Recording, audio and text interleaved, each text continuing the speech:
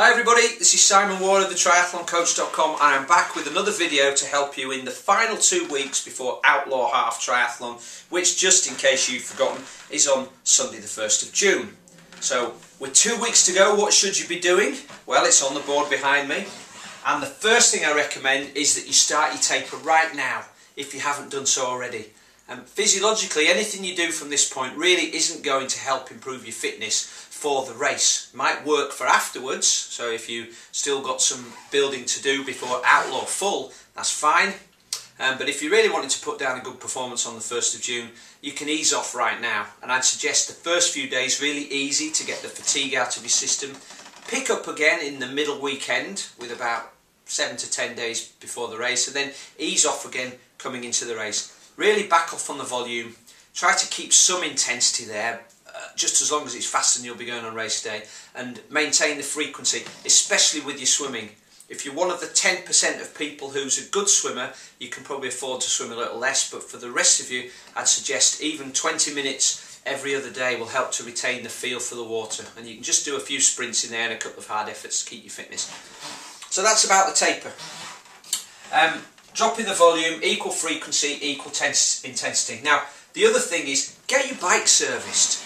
There's a couple of things that you really want to check on. The first is your tyres. Make sure they're in good condition, right? They've got no splits in them, that you're not down to the canvas underneath.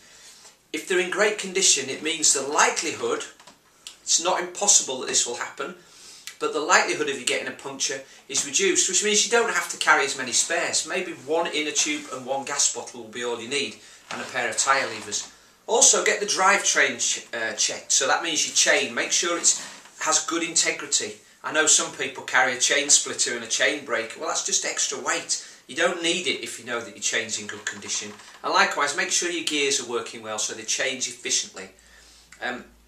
If you go through all of the Allen key bolts on your bike a couple of days before and just give them, don't over tighten them, just make sure they're tight and they're not going to come undone, then you don't even need to carry a set of Allen keys. We did the Paris-Roubaix Sportif with over 50 miles of cobbles, and I can tell you nothing on my bike rattled free, so if they can stand that, I'm sure they can stand the smooth roads of Nottinghamshire. The next thing is know the race details. Almost every year, myself and the organisers and the marshals are absolutely staggered by the number of people who turn up late, who turn up not knowing what time the race start is, who don't know when the race briefing is, who don't know where to rack.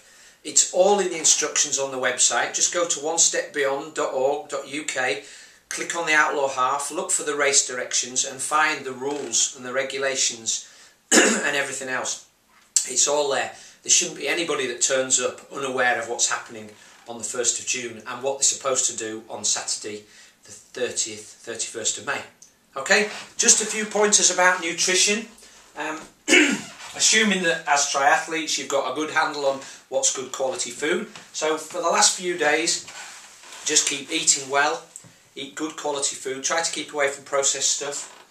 You might have to cut down a bit, obviously, because your training's been reduced. With 3 days to go, we often find that if you can reduce the fibre, the fruit and the veg in your diet, that bungs you up a little bit. Helps to stop you being so regular. Now I know that's why we eat it, but for a few days you probably want to do the opposite so that on race day your tummy doesn't feel as runny.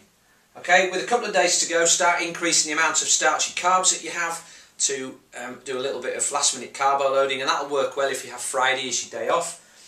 Don't forget to stay hydrated. Last year it turned out quite warm on race day, which threw quite a lot of people. So and you can't just get hydrated by drinking lots of water the day before. It's something that needs to take place over the weeks before. Okay, so that's it for now. Hopefully you'll be in great shape on race day if you follow my advice, and have a good one. I'll see you out there. Bye for now.